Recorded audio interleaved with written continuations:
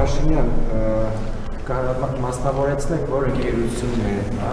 Սորենահայ Հայաստան, եւ դա ընկերություն է, եւ արդյոք Հայաստանը վճարել է Ադրբեջանի տրանզիտ ճանապարհի եւ հետո վճարել է որքան է կազմել այդ գումարը, եւ երկրորդ հարցը երեք թիվը ձեր այգնություն դիմախոսների Արման Թաթոյանն է հրապարակում արել, հայտնելով, որ եթե ինքը դառնա Հայաստանի վարչապետ, ինքը կզսպի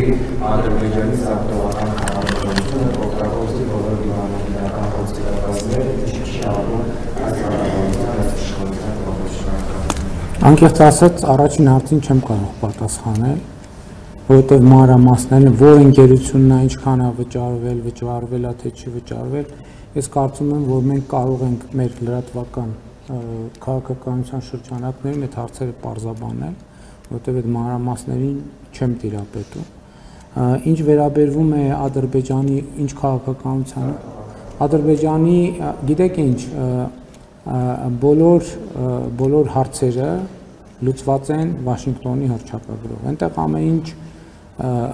ընդ որում դա երկկողմանի փաստաթուղթ է ստորագրված նաև Միացյալ Նահանգների կողմից եւ պետք չէ կարգավորված հարցերը կարգավորելու մասին խոստումներ տալ։